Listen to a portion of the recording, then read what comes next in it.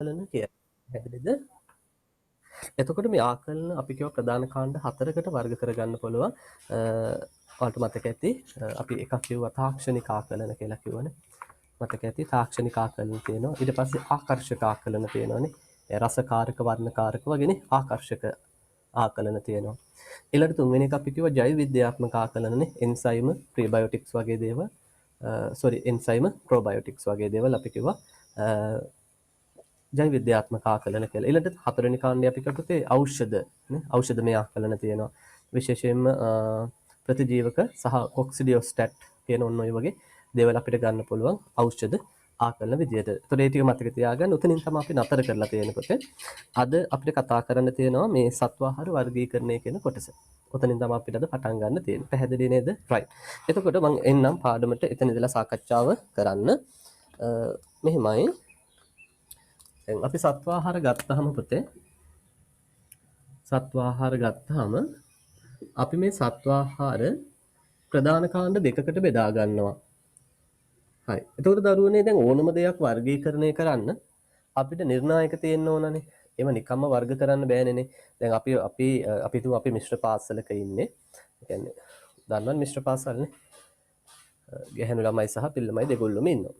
එතකොට දැන් අපිට යම්කිසි පන්තියක දරුවෝ බෙදීමක් කරගන්න අවශ්‍ය වුණොත් අපිට එක නිර්ණායකයක් තමයි ওই ගැහණු පිරිමිස් විදිහට දෙපැත්තට බෙදා ගන්න පුළුවන්. පැහැදිලිද?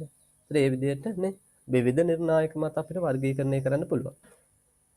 එතකොට මේ සත්ව ආහාර වර්ගීකරණයේදී අපි එතනදී එන මොකක්ද නිර්ණායකයක් පාවිච්චි කරන්න ඕනනේ. මොකද්ද මේ පාවිච්චි කරන නිර්ණායකය? අපි කියන පොතේ ප්‍රධාන වශයෙන් ඒ ආහාරයේ තියෙන තන්තු ප්‍රමාණය. මොකක් පදනම් කරගෙනද? ආහාරයේ තියෙන තන්තු ප්‍රමාණය තමයි පුතේ පදනම් කරගන්නේ. මතක තියාගන්න ප්‍රධාන වශයෙන් පදනම් කරගන්නේ ආහාරයේ තියෙන තන්තු ප්‍රමාණය. එතකොට එතනදී අපි කියනවා කාණ්ඩ දෙක තමයි දල ආහාර මේ දල ආහාර වලටම අපි කියනවා පුතේ රළු ආහාර කියලා. රළු ආහාර තේරුණාද? දල ආහාර වලටම අපි කියනවා රළු ආහාර කියලා.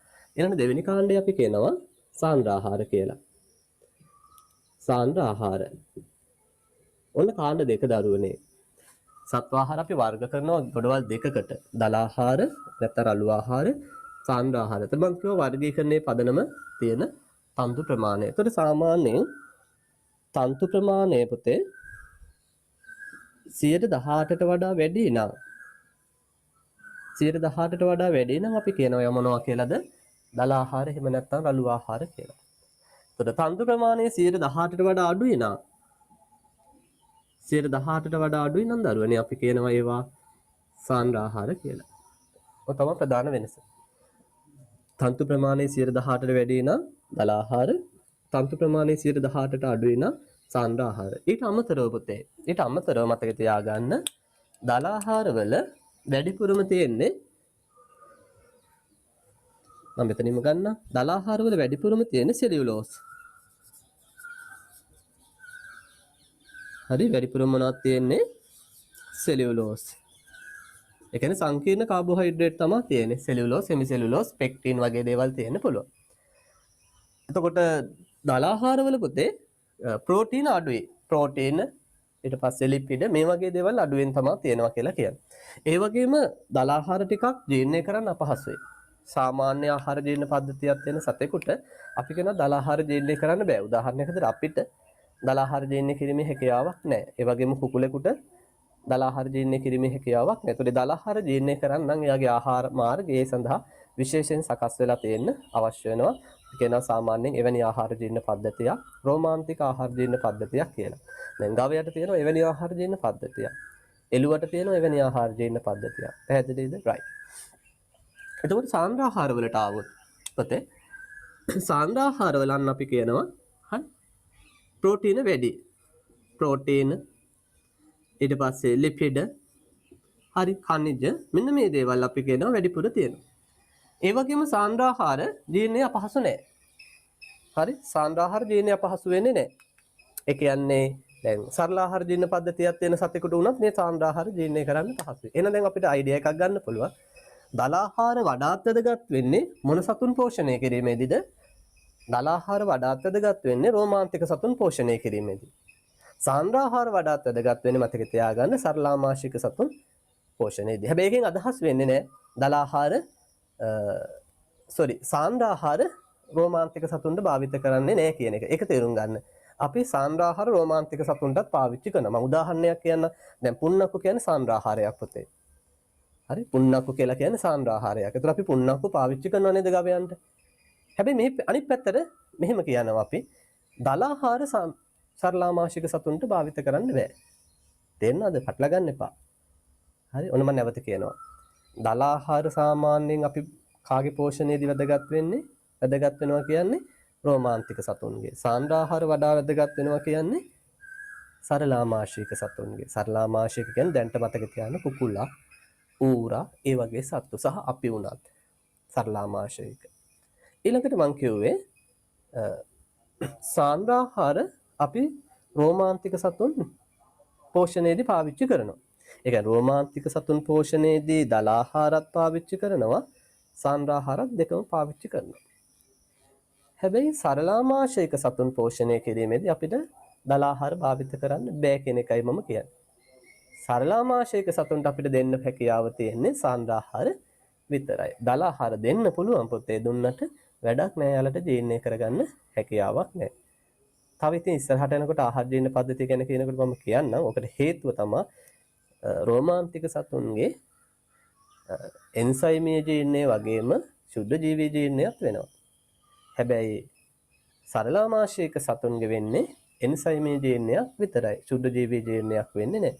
ඒතර ශුද්ධ ජීවී ජීර්ණයක් නොවන නිසා යාලට අර දල ආහාර එහෙම නැත්නම් ඒ සෙලියුලෝස් බහුල ආහාර පොතේ ජීර්ණය කිරීමේ හැකියාවක් නැහැ කියලා තමයි අපි කියන්නේ. තේරුණා නේද? right. ඊට පස්සේ මේ දල ආහාර අපිට නැවත වර්ගීකරණය කරන්න පුළුවන් කාණ්ඩ දෙකකට. එතනදී දැන් හැම වර්ගීකරණයකම පුතේ පදනමක් තියෙනවානේ, නිර්ණායකයක් තියෙනවානේ. එතනදී අපි පදනම් කරගන්නේ මේ වගේ තියෙන ජල ප්‍රතිශතය. මොකද්ද අපි පදනම් කරගන්නවා කියන්නේ ජල ප්‍රතිශතය. ඒතර ඒ යටතේ අපි ආකාර දෙකකට එහෙනම් බෙදනවා. ඒ කියන්නේ මේක නැවත ආකාර දෙකකට බෙදනවා කියලායි මම ඔන්න කියන්නේ. ඒ තමයි පුතේ තෙත් ආහාර සහ වියලි ආහාර විදියට. මොනවද කාණ්ඩ දෙක? තෙත් ආහාර, වියලි ආහාර විදියට කාණ්ඩ දෙකකට බෙදෙනවා. එතකොට තෙත් ආහාර කියන්නේ නම් සාපේක්ෂව වැඩි ජල ප්‍රතිශතයක් තියෙනවා. වියලි ආහාර කියන්නේ තියෙන ජල ප්‍රතිශතය අඩුයි කියන එක. එතකොට තෙත් ආහාර ගත්තාම ආපහු ආකාර හතරකට බෙදෙනවා. ආය කාණ්ඩ හතරකට බෙදෙනවා. ඒ තමයි තෘණ, රනිල, සෛලේජ් සහ අපිට වෙනත් කියලා ගන්න පුළුවන්. වෙනත් කියලා කියන්නේ ගොඩක් දුරට භෝග අවශේෂ. හරි භෝග අවශේෂ කියන්නේ දැන් උදාහරණයක් දරවා හිතන්න. අපි දැන් බඩනු ගහක කරල කඩා ගත්තට පස්සේ ඉතුරු අපිට ගහෙන් ඉතුරු කොටස අපි කන්න ගන්න නෑනේ. හැබැයි අපිට පුළුවන් ඒ කොටස කෑලි වලට කපලා ගවයන්ට කන්න දෙන්න. ඊට අපිට පුළුවන් ග්ලිරිසිඩියා ගහක අතු ටිකක් කඩා නැවිලා ගවයන්ට කන්න දෙන්න. ඒතර අපි ඒව සලකන්නේ අර තෙත් ආහාර ගොඩේ right එකේ ග්ලිරිසිඩියා එක පැත්තකින් දෙමු. ග්ලිරිසිඩියා කියන එක අපි රනිල ගොඩට ගමු. අර මම කියපු බඩනු චාකය අපිට කපලා දෙන්න පුළුවන්. ඒතකොට ඒක වැටෙන්නේ යන අර වෙනත් නැත්නම් භෝග අවශේෂ කියන එක. එතකොට වියලි ආහාර විදිහට අපි සාමාන්‍යයෙන් ගන්නවා හේ, ඊට පස්සේ වියලි තෘණ. දැන් මෙහෙමයි වියලි තෘණ කියන එකත් ඇතරම හේ ඇතුලේ තියෙන්නේ. නමුත් අපි ඒක දෙකක් විදිහට ගමු මෙතනදී. හේ කියලා කියන්නේ ශාක වේලලා හදාගන්න ආහාරයක්. අපි ඊළඟ සතියේ දෙවෙනි ටියුට් එකේ අපි ওই ටික කතා කරනවා. පැහැදිලිද? හේ කියලා කියන්නේ ශාක කොටස්. ඒ කියන්නේ සාමාන්‍යයෙන් තෘණ සහ රනිල අපි වියලලා හදාගන්න ආහාරයක් තමයි හේ කියලා කියන්නේ. ඒතර වියලි තෘණ කියන්නේ ඇත්තටම හේ ඇතුලේ තියෙන උප කාණ්ඩයක් කියලා අපි කියනවා. ඊට අමතරව පිදුරු වගේ දේවල් පොතේ. හරි පිදුරු වගේ දේවලුත් අපිට මේ වියලි ආහාර විදිහට අරගන්න පුළුවන් කියලා කියනවා. හරි. මම හිතනවා ඔතෙන්ට ඇත්තේ දැන් මේක තව වර්ගීකරණය මේක දැන් දාමයක් විදිහට යනවා. හරි.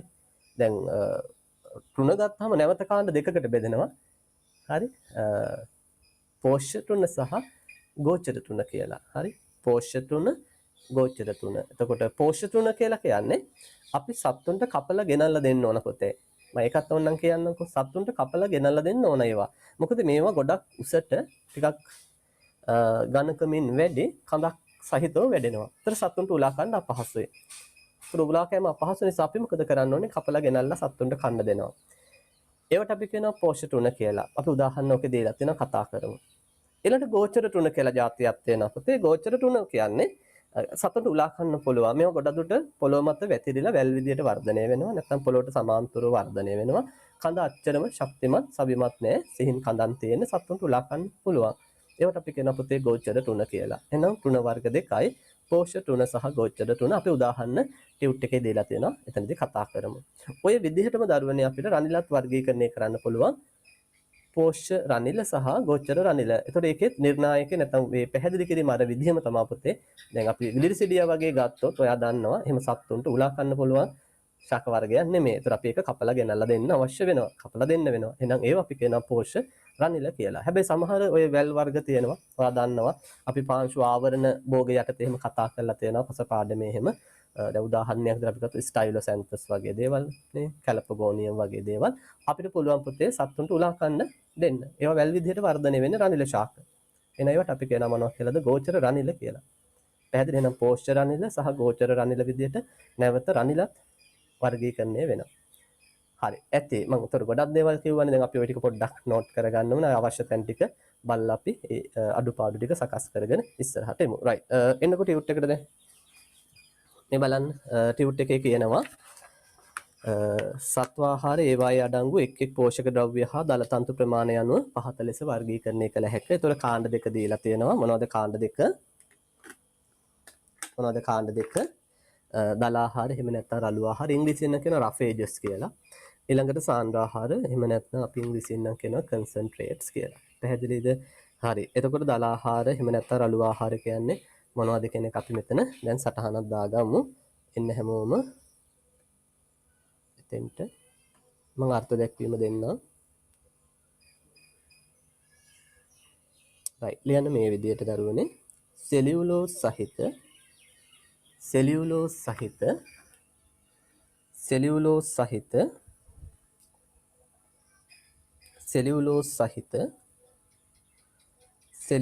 සහිත දල තන්තු ප්‍රමාණය සෙලියුලෝස් සහිත දල තන්තු ප්‍රමාණය 118ට වඩා වැඩි 118ට වඩා වැඩි දල තන්තු ප්‍රමාණය 118ට වඩා වැඩි ප්‍රෝටීන් හා මේද සාපේක්ෂව අඩු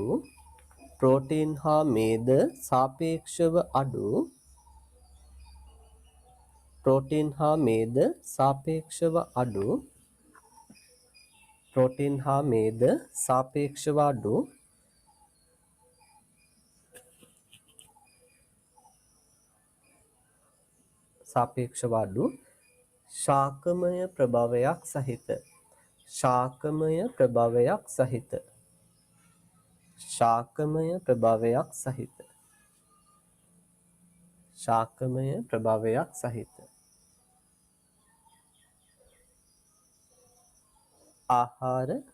ආහාර ශාකමය ප්‍රභවයක් සහිත ආහාර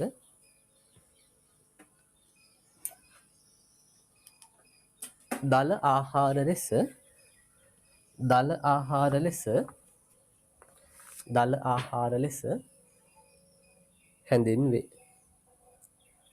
ආහාර ලෙස හැඳින්වේ. right okay මට තව චූටි වැදගත් දෙයක් ඔතන කියන්න බැරි වුණ දෙයක් දීලා තියෙනවා. පුතේ මතක තියාගන්න මේ සියලුම දල ආහාර ශාකමය ප්‍රභවයක්. ඒ කියන්නේ ඔක්කොම ශාක. ඒ කියන්නේ කිසිදු සත්වමය ආහාරයක් නැහැ මේ දල ආහාර ගොඩට වැටෙන. ඒක විශේෂයෙන් මතක තියාගන්න මට කියන්න බැරි වුණු විශේෂ ලක්ෂණයක් මේ දල ආහාරවල තියෙන. අනිත් ඔක්කොම මම ඔයාලට කිව්වා. දල ආහාර සියල්ලක්ම පුතේ අපි කියනවා ශාකමය සම්භවයක්. ඒ කියන්නේ අපි ඔක්කොම ගන්නෙ ශාක වලින්. පැහැදිලිද? කියන්නේ සත්වමය සම්භවයක් තියෙන දල ආහාර නෑ. දැන් අපි සාන්ද්‍ර ආහාර වලට ගියපුවාම මම ඔයාලට කියනවා ශාකමය සම්භවයක් තියෙන සාන්ද්‍ර ආහාරයක් තියෙනවා. දැන් පුන්නක්කු කියලා කියන්නේ මම කිව්වා සාන්ද්‍ර ආහාරයක් කියලා. ඒතර පුතේ ඒක ශාකමය සම්භවයක් තියෙනවා. දැන් ඊළඟට අපි ගත්තොත් ඔය කරවල කුඩු වගේ දෙයක්. හරි. කරවල කුඩු වගේ දෙයක්. එහෙම නැත්නම් ඔය මස්සන්නේ කියලා જાතියක් තියෙන. කියන්නේ ඔය සත්තු මරණ තැන් වලින් ඒ අයින් කරන කොටස් අපිට පාවිච්චි කරලා ආහාර හදාගන්න පුළුවන්. ඒවට අපි කියනවා මස් අන්නේ කියලා. ඊළඟට ඒ වගේම මේ මාළුන්ගේ කොටස් අයින් කරනවන්නේ. අපි මාළු අලෙවි කරන තැන් එහෙම තියෙනවා. ඒ වගේම ওই මාළු කපලා දෙනකොටනේ අයින් කරන කොටස් ඔළුව එහෙම තියෙනවනේ. ඒ වරන් ගිහලා අපිට ආහාර හදන්න පුළුවන්. ඒවට අපි කියනවා මාළු අන්නේ කියලා. ඊට පස්සේ සත්තු මරණ තැන් වලින් ඒ සත්තුන්ගේ බැහැරවන රුධිරය අරගෙන ගිහලා අපි ආහාරයක් හදනවා. ඒ කියන්නේ ඒ රුධිරය අපි වියලීමට ලක් කරලා හරි නැවත කුඩු කරලා ආහාරයක් විදිහට පාවිච්චි කරනවා. ඒවට අපි කියනවා බ්ලඩ් මීල් කියලා නැත්නම් වියලිලේ කියලා කියනවා. එතන මේ සියල්ලම අන්න සත්වමය සම්භවයක් තියෙන. එහෙනම් සාන්ද්‍රාහාර ශාකමය සම්භවයකුත් තියෙනවා. ඒ වගේම සත්වමය සම්භවයක් තියෙනවා. පැහැදිලි නේද? රයිට්. ඊළඟට එන්න නැවත එතනින් එහාට කියනවා ඔන්න දල ආහාර නැවත මම පැහැදිලි කරපු ටික මම දැන් ටියුට් එකේ කියන්නේ යන්නේ මේ හිස් දැන් තියෙන ටික පුරවගෙන යන්නේ. දල ආහාර නැවත ආකාර දෙකකින් මම ඔයාලට කිව්වා. තෙත් ආහාර, වියලි ආහාර. ඒතර වියලි ආහාර විදිහට මෙතන දීලා තියෙනවා ඔන්න පිදුරු, හේ. ඊට පස්සේ එතන හේ කියන තැන ඇලයිරක් නේ තියෙන්නේ පුතේ. ඒ ඇලයිර අයින් කරලා එක කමාවක් දාගන්න. හේ කමාවක් වියලි තෘණ. හේ කමාවක් වියලි තෘණ. එහෙම හදාගන්න. ඊට පස්සේ ඉපනැල්ල. ඉපනැල්ල කියලා කියන්නේ අර අපි දැන් බෝගස් වෙන නෙලා ගත්තට පස්සේ විශේෂයෙන් දැන් ඉපනැල්ල කියලා අපි කියන්නේ වී වල නේද? ගොයන් කපා ගත්තට පස්සේ ඉතුරු වෙන කොටස තියෙනවනේ. ඒක තමයි අපි ඉපනැල්ල කියලා කියන්නේ. පොදුවේ ඕනම ගහක් අපි කපා ගත්තට පස්සේ කියන්නේ අස් වෙන නෙලා ගත්තට පස්සේ ඉතුරු වෙන කොටස ඉපනැල්ල කියලා අපිට කියන්න පුළුවන්. නමුත් සාමාන්‍යයෙන් අපි වී වල තමයි ඔය ඉපනැල්ල කියන වචනේ වැඩිපුර භාවිත වීම වෙන්නේ. හරි. එහා පැත්තට එන්න. එහා පැත්තට එන්න පුතේ. ඊළඟට තෙත් ආහාර මං කිව්ව ආකාර 4යි. තෘණ, රනිල, සෛලේජ් සහ වෙනත්. වෙනත් එකට දීලා තියෙනවා අතු වර්ග, ඒ කියන්නේ කොස් කොළ, බතල කොළ, භෝග අවශේෂ, ඒ වගේ දේවල්. ඊළඟට තෘණ මං කියව නැවත ආකාර දෙකයි පුතේ. පෝෂ්‍ය තෘණ සහ ගෝචර තෘණ. රයිට්. එතකොට පෝෂ්‍ය තෘණ කියන්නේ මොනවද කියන එක මම ඔයාලට පැහැදිලි කළා. මං කිව්වා කපලා ගෙනල්ලා දෙන්න ඕන. හරි? කන්න නම්. නැත්තම් අමාරුයි. ඇයි මේ වගේ කඳ මහතින් වැඩි ගහ සිරස්ව වර්ධනය වෙනවා. ඒකට සත්තුන්ට උලා කෑම පහසුයි කියලා අපි කිව්වා. පැහැදිලි නේද? අපි එතන චුට්ටක් සටහන් කරගෙන යමු. ලියන්න මේ විදිහට. සත්තුන්ට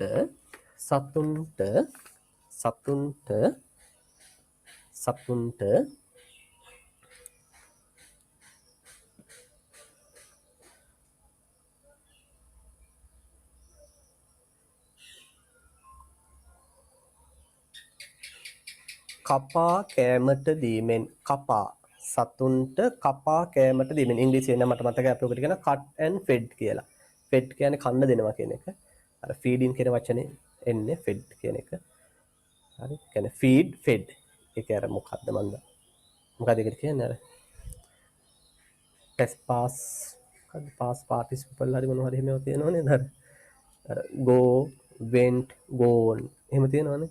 come came come මට මතක තියෙන ටිකක් හරි. ඒතර ඒ වගේ හරි feed fed එහෙම යන්නේ. feed කියන්නේ අර වර්තමාන present එක.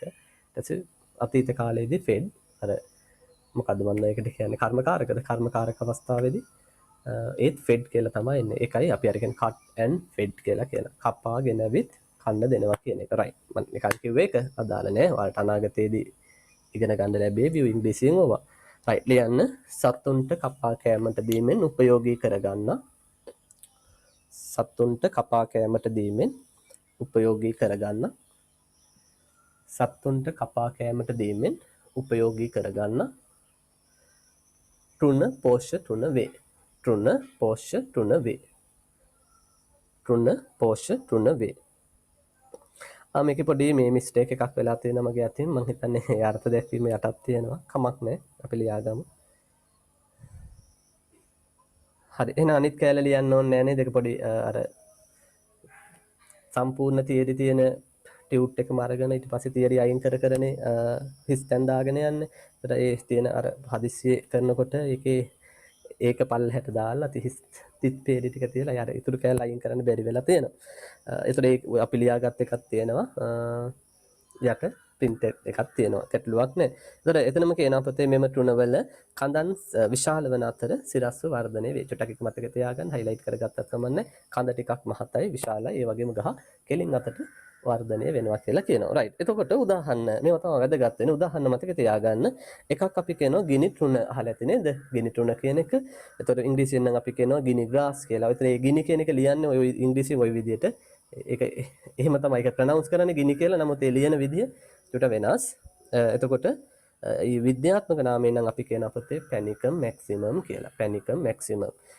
එතකොට තව ඉතින් පොඩි විස්තරයක් දීලා තියෙනවා ගිනි A සහ ගිනි B විදියට මේ ලංකාවේ ප්‍රභේද දෙකක් තියෙනවා කියලා කියනවා. ඊට අමතරව මේ අපේ රටට මේ හඳුන්වලා දුන්න ප්‍රභේද දෙකකුත් තියෙනවා green panic සහ හැමිල් කියලා. හරි green panic සහ හැමිල් කියලා තමයි කියන්නේ දෙක අපේ රටට හඳුන්වලා දුන්න ප්‍රභේද දෙකක් විදිහට තමයි අපි සලකන්නේ. right. ඊට අමතරව තව තියෙනවා පුතේ නේපිය කියන එක. හරි විද්‍යාත්මක නාම ඇත්තටම අවශ්‍ය නැහැ නිකන් සාමාන්‍ය නාම වලින් මතක තියාගන්න මම දාලා තියෙනවා නමුත් ඊළඟට පුසා ජයන් නේපිය කියලා එකක් තියෙනවා. ඊට පස්සේ සෙටේරියා කියලා එකක් දීලා තියෙනවා. ඔකට තව ගන්න පුළුවන් CO3 කියලා තෘණ වර්ගයකුත් තියෙනවා. ඒක මේකේ දාලා නැහැ. ඕනනම් වාට ලියා ගන්න පුළුවන් CO3 කියලා අපි කියනවා. හරි CO3 ලියනකොට මෙහෙම ලියන්න. අර මේ යටින් ලියන්න එපා. එතකොට අර සංයෝගයක් වගේ. CO3 right. ඒතර ඒ ටික තමයි පුතේ පෝෂ්‍ය තෘණ. පෝෂ්‍ය තෘණ කියන්නේ මොනවද එහෙනම්? පෝෂ්‍ය තෘණ කියන්නේ මොනවද? සත්තුන්ට කපලා ගෙනල්ලා දෙන්න ඕන. ඇයි සත්තුන්ට කපලා ගෙනල්ලා දෙන්න ඕනේ? මේ වගේ කඳ මහතින් වැඩි විශාල කඳක් තියෙනවා. විශාල කඳක් කියපුවම හිතන්න බෑ පොල් ගස් වගේ කඳවල් තියෙනවා කියලා. එහෙම නෑ. හරිද? සාපේක්ෂව හරි ටිකක් මහතින් වැඩි කඳක් තියෙනවා. ඊළඟ එක තමයි මේවා සිරස්ව වර්ධනය වෙන්නේ. ඒතර සත්තුන්ට උලා කන්න අපහසුයි. ඒ නිසා අපි කපලා ගෙනල්ලා දෙන්න අවශ්‍ය වෙනවා. පැහැදිලි නේද? ඒතර ගොඩක් දුරට අපි ඉස්සරහට ඔය කතා කරන සයිලේජ් වගේ දේවල් හදන්න අපි පාවිච්චි කරන්නේ මෙන්න මේ තෘණ වර්ග. හරි මේ වගේ තෘණ වර්ග තමයි අපි පාවිච්චි කිරීම කරන්නේ. right. ඊළඟට එන්න පොතේ ගෝචර තෘණ කියන එකට. right. අපි ලියමු මේ විදිහට. ලියන්න මේ විදිහට. සතුන්ට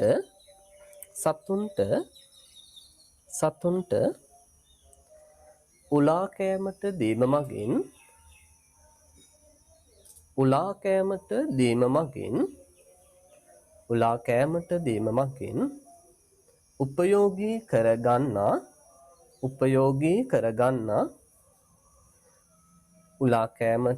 දීම මගින්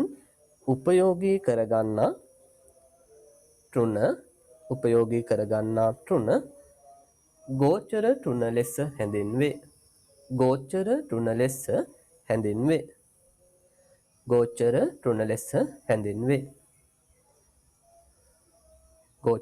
තෘණ ලෙස හැඳින්වේ. right. ඒකටම ලියන්න. මේවායේ කඳන්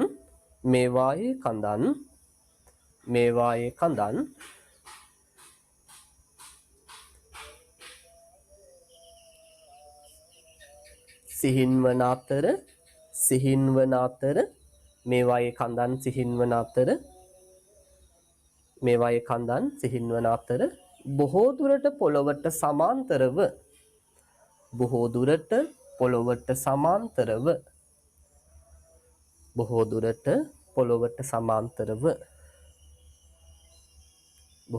පොළොවට සමාන්තරව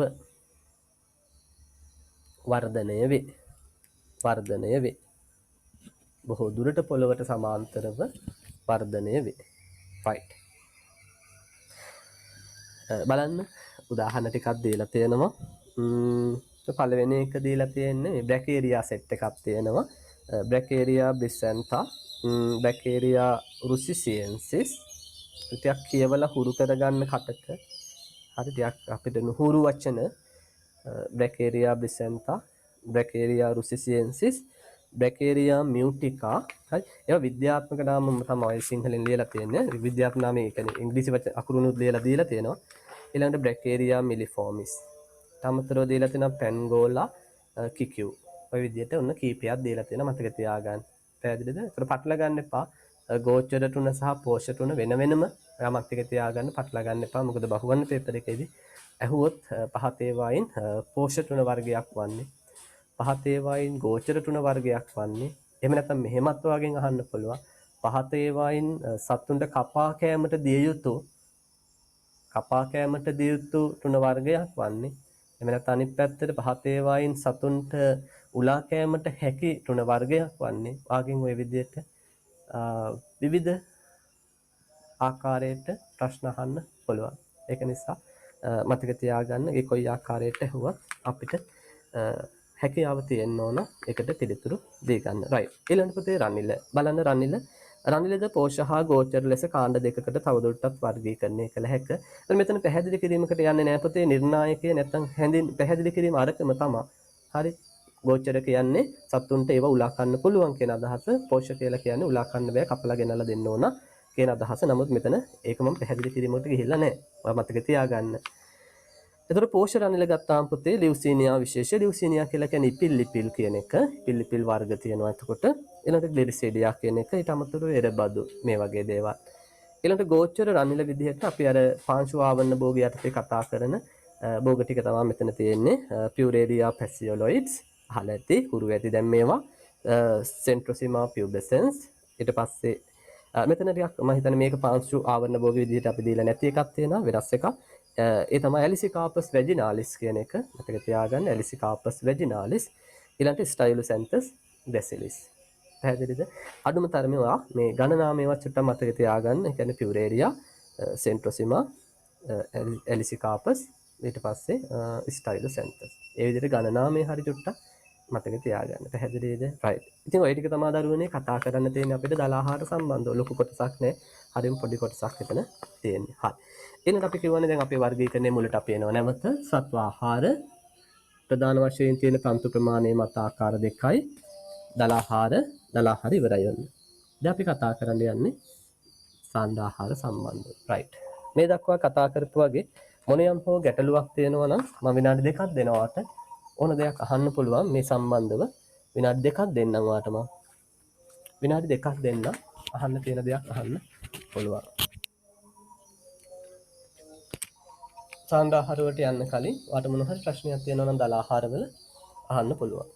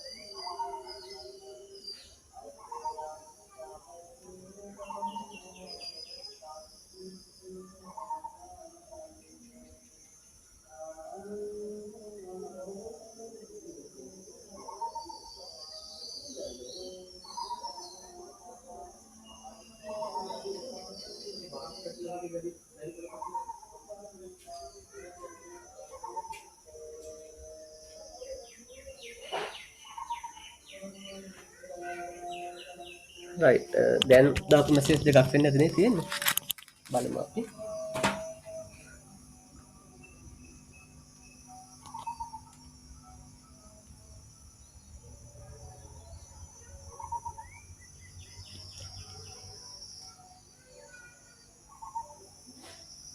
රයිට්.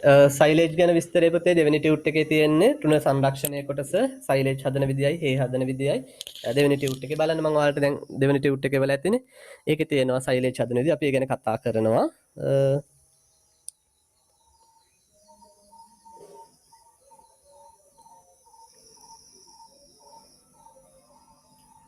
කනෙක්ෂන් එකේ අවුලක් වගේ අනිත් අයට තියෙනවද කියන්න?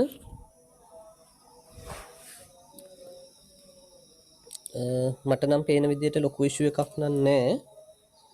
මට පොඩ්ඩක් අනිත් අය කියන්න ඔයාලට කනෙක්ෂන් එකේ ඉෂුව එකක් වගේ දැනෙනවද?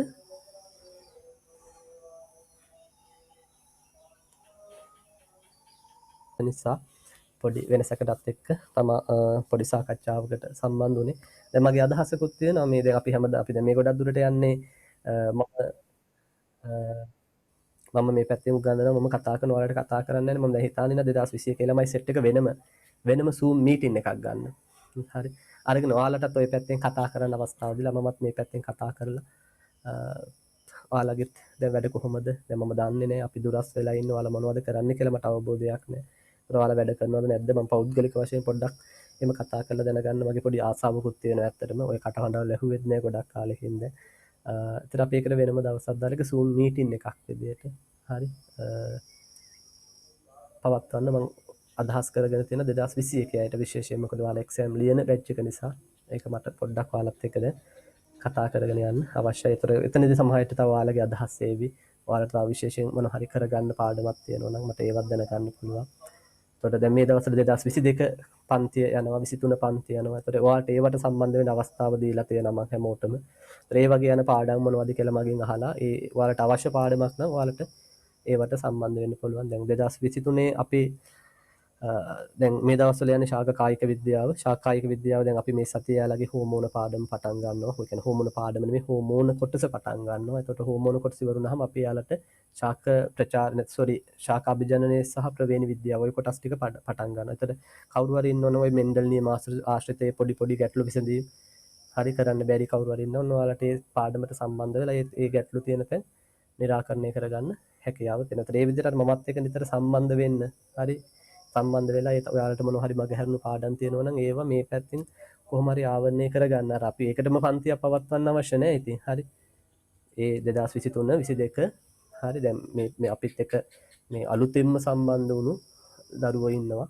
ඒතර යාළුවට සාමාන්‍යයෙන් අපිට මාස 6ක්වත් ලැබෙන්නේ නැහැ මං හිතන්නේ ඔක්තෝබර් වල විභාගෙ තිබුණා. මාස 5ක් විතර තමයි අපිට හම්බ වෙන්නේ. ඒතර මේ මාස 5 තුල දැන් මං එයාලට සිලබස් එක කවර් කරන්න හරි වැඩසටහනක් ක්‍රියාත්මක කරනවා. ඒතර ඒක කරන්න නම් අනිවාර්යෙන් මට සිද්ධ වෙනවා 2022 23 පන්තිවට සම්බන්ධ කරන්න. ඒතර යාළුවා දැන් 2022 23 පන්තිවට සම්බන්ධ වෙලා ඒ වගේනොත් ඒ පාඩම් ටික ආවරණය කරගන්නවා. තව මේ මාසෙ වෙනකොට යාළුවට එයාලගේ සිලබස් එකෙන් භාගයකට වඩා කව වෙලා තියෙන්නේ. හරි. ඒතර සත්ව පාලන ඉවරයි.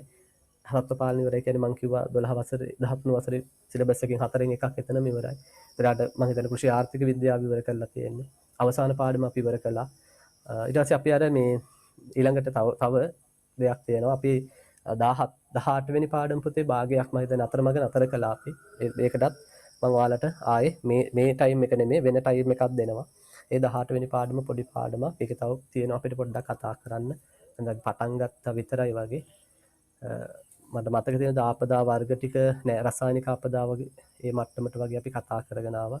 ඉතින් මේ පාඩමත් අපි කරලා ඉවර කරා. මෙතන ගොඩක් අය පාඩම කරලා තියෙනවා. මම මේ කතා කරන විශේෂයෙන්ම අලුතෙන්ම සම්බන්ධ වෙන දරුවන්ට නැත්නම් රිවිෂන් ක්ලාස් එකට සම්බන්ධ වෙන දරුවන්ට. ඒත් එයාලට මේ පාඩම ඉතුරු ටික කරන්න ඕනේ. මේ පාඩම යන අතරතුර මම ඒකත් ආයෙ දවසක් දාලා තව ටිකක් ඒකේ ආවරණය කරන්න. හරිද? රයිට්. ඒ විදිහට අපි වැඩ ටික කරගෙන යමු. මොන හරි ප්‍රශ්න තියෙනවා මාර කිව්වා වගේ පාඩම මොන හරි ආවරණය කරගන්න තියෙනවා විශේෂයෙන්. එහෙම පාඩමක් තියෙනවා නම් කතා කරලා ඒ තියෙන මොකක් හරි නේද? දැන් මේ වෙලාවේ හැටියට අපි මොන හරි කොහෙන් හරිනේ නේද? කොහෙන් හරි ඒක කවර් කරගන්න ඕනේ. ඒතකොට ඒ තියරි ක්ලාස් එකකට හරි ජොයින් වෙලා ඒ ක්ලාස් එකට එන්න බැරි නම් හරි ඒ ක්ලාස් එකේ රෙකෝඩින් එක හරි මගේ ඉල්ලගෙන බලන්න. ඒතර මම ඒක ප්‍රයිවට් විදියට දානවා නම් ඔයාලගේ ඊමේල් එකකට එන්ටර් කරලා ඔයාලටත් බලන්න ලින්ක් එක එවන්න මට බැරි කමක් නැහැ. හරි. හැබැයි ඉතින් අර ඔයාලට උනන්දුව තියෙන්න ඕනේ. මොකද මම ඕවා හිතා මට බලෙන් කරන්න මට තියෙන වැඩ කන්දරාවේ හැටියට ඔය ඔක්කොම මෙහෙමනේ මට සහායට කවුරුත් නැහැ. හරි. සියල්ල මම තනියම කරන්න ඕනේ. කියන්නේ අඩුමතර මේ මට එහෙම සහායට ගන්න තාම අරයක් ගේන්නවත් බැරි වුණානේ. තාම ඒකත් දැන් මේ අතරමඟ නතර වෙලානේ. ඉතින් එහෙමවත් තිබුණා නම් ওই ටික ඔය ඉන්ටර්නෙට් එකට දාලා නැත්නම් YouTube එකට දාන වැඩ ටික හරි දැන් ඒතර YouTube එකට දාන ඊමේල් ඇඩ්‍රස් එන්ටර් කරන ඇත්තටම ඔක්කොම මම තනියම කරන්න ඕනේ ටියුට් හදන. තාම ඉතින් එහෙම සහායට කවුරුත් නැහැ. හරි සේවකයෝ නැහැ මං ගාව. ඒක නිසා ලොකු වැඩ කන්දරාවක් ඔළුව සමහරලාට නිකන් යකාර මං කියලා යකාගේ කම්මල වගේ වෙලා තියෙන්නේ. ඒක නිසා ඔයාලා මට නිතර මතක් කළොත් තමයි මේ ටික ඔයාලට කරගන්න පුළුවන් වෙන්නේ. එහෙම නැතුව මට නම් ඉතින් කල්පනා කරලා මතක් කරලා එහෙම කරන්න මතක් වෙන්නේ නැහැ. බොරු කියන්න ඕනේ නැහැ. ඔය මොන හරි ටියුට්ස් එහෙම ඕන නම් විශේෂයෙන් මට නිතර දෙතුන් පාරක් එකපාරක් කියලා බැරි වේ දෙතුන් පාරක්වත් මතක් කරන්න වේවි. නැත්නම් කියන්නේ ඔයාලට දෙන්න තියෙන ටියුට් නෙමෙයි. ඒ ටික වෙලාවට ඒවා ප්ලාස්ටික් කරලා දෙනවා. විශේෂයෙන් වෙන මොනවා හරි වෙන පන්තියක ටියුට් එකක් හරි මොනවා හරි නේද? එහෙම අවශ්‍ය නම් ඒව කතා කරලා ඒ ගන්නකොට නිතර මතක් කරලා කරගන්න නැත්නම් මට අමතක වෙනවා. අමතක වෙනවා කියන වැඩ වැඩිනේ. එක වෙලාවක එක වැඩක් කරගෙන තව වැඩ 10ක් ආයෙ මතක් වෙනවා. හරි. ඒ වගේ ගොඩක් වැඩ ගොඩක මේ දවස්වල හිර වෙලා ඉන්න. අනික බැච් 3ක් එක වැඩ කරනවා තාම. දැන් අපි 23 22 21 බැච් 3ක් තියෙනවානේ. පන්ති බර ගාණක් තියෙනවා. හරි. ඒක නිසායි කියන්නේ. හොඳයි. අපි නැවත පාඩමට එමු. එන අපි එමු සාන්ද්‍ර ආහාර වලට ලියා ගන්න මේ විදිහට සාන්ද්‍ර ආහාර යටතේ අය විස්තර කරන්න ඕනේ නෑනේ නේද? සාන්ද්‍ර ආහාර ටික මතකයිනේ. ලියන් පුතේ මේ විදිහට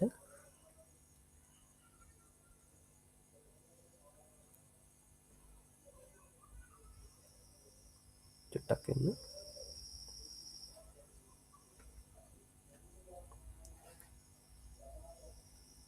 ලියන්න දල තන්තු ප්‍රමාණය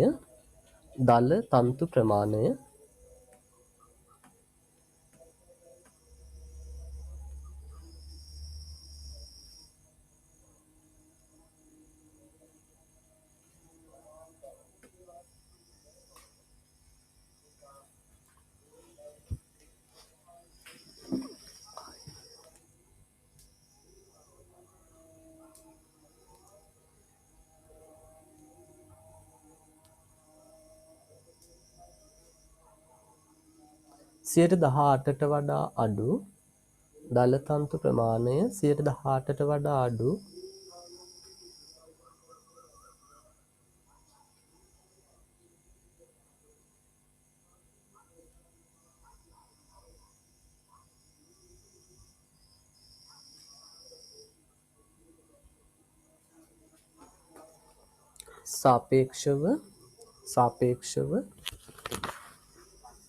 සාපේක්ෂව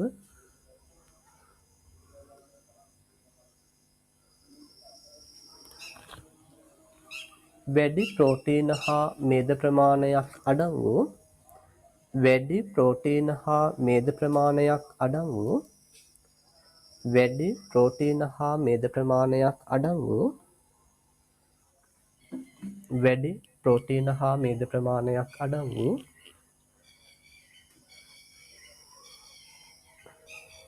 වැඩි ප්‍රෝටීන හා මේද ප්‍රමාණයක් අඩංගු ශාකමය හෝ සත්වමය සම්භවයක් සහිත ශාකමය හෝ සත්වමය සම්භවයක් සහිත ශාකමය හෝ සත්වමය සම්භවයක් සහිත ශාකමය හෝ සත්වමය සම්භවයක් සහිත ආහාර ශාකමය හෝ සත්වමය සම්භවයක් සහිත ආහාර සාන්ද්‍ර ආහාර වේ. සාන්ද්‍ර ආහාර වේ. සාන්ද්‍ර ආහාර වේ. සාන්ද්‍ර ආහාර වේ. right. පැහැදිලි නේද? බලන්න පුතේ යටින් චුටි පැහැදිලි කිරීමක් දීලා තියෙනවා මම. සාන්ද්‍ර ආහාරවල බලන්න චුට්ටක්. සාන්ද්‍ර ආහාරවල අඩංගු දලතන්තු ප්‍රමාණය අඩු නිසා පහසුවෙන් ජීර්ණය කළ හැක. ඔව්. දැන් මම කලිනුත් කිව්වනේ මේකේ මුලින් පැහැදිලි කිරීම කරද්දී නේ. දැන් දල ආහාර පුතේ ජීර්ණය අපහසුයි. ඇයි? තන්තු ප්‍රමාණය වැඩි, සෙලියුලෝස් ප්‍රමාණය වැඩි. හැබැයි සාන්ද්‍ර ආහාර කියන්නේ සෙලියුලෝස් ප්‍රමාණය ගොඩක් අඩුයි. ඒතර ජීර්ණය පහසුයි. එම නිසා කුකුලන් ඌරන් වැනි සරලාමාශික සතුන්ගේ පෝෂණයේදී සාන්ද්‍ර ආහාර වැදගත් වේ. මතකයිනේ මම ඔක කිව්වා. සාන්ද්‍ර ආහාර පහත් ලෙස වර්ග කරන මේ සාන්ද්‍ර ආහාර නැවත අපිට වර්ග කරන්න පුළුවන් පුතේ මේ විදිහට ප්‍රෝටීන සාන්ද්‍ර ආහාර කියන්නේ ප්‍රෝටීන වැඩි ප්‍රමාණයක් අන්තර්ගත හරි ආහාර. ඒත් අපි කියන ප්‍රෝටීන සාන්ද්‍ර ආහාර. ඊළඟට ශක්ති ජනක ආහාර. ඒ කියන්නේ කාබෝහයිඩ්‍රේට් වැඩි ප්‍රමාණයක් අඩංගු වැඩිපුර ශක්තිය දෙන්නේ පුතේ. ඊළඟට විටමින් පරිපූරක සහ khනිජ පරිපූරක. සාමාන්‍ය විටමින් පරිපූරක khනිජ පරිපූරක අපි ගොඩක් දුරට වෙළඳ පොලෙන් මිලදී ගැනීම කරන සමහර khනිජ වර්ග නම් අපිට හදලා දෙන්න කියන්නේ අපිට ඔය සමහරට අස්ති කුඩු එහෙම නැත්නම් ඔය සිප්පි කටු කුඩු ඒ වගේ දේවලුත් අපිට දෙන්න පුළුවන් කියලා අපි කියනවා. right පැහැදිලිද? එහා පැත්තට එන්නකොට එතකොට ප්‍රෝටීන සාන්ද්‍ර ආහාර නැවත දැන් අර අපේ අර්ථ දැක්වීමෙම තිබුණානේ පොතේ. සාන්ද්‍ර ආහාර ශාකමය සම්භවයක් තියෙනවා සත්වමය සම්භවයක් තියෙනවානේ. එතකොට අපිට එහෙනම් මේ ප්‍රෝටීන සාන්ද්‍ර ආහාරත් ආයෙ වර්ග කරගන්න පුළුවන්. ඒ මත ශාකමය සම්භවයක් තියෙන ප්‍රෝටීන ආහාර තියෙනවා. ඒ වගේම සත්වමය සම්භවයක් තියෙන ප්‍රෝටීන ආහාර තියෙනවා. මම ඔයාලට මීට කලින් උදාහරණ දුන්නා. මතක ඇතිනේ උදාහරණ ටික. දැන් එකක් අපිව පොල් පුන්නක්කු.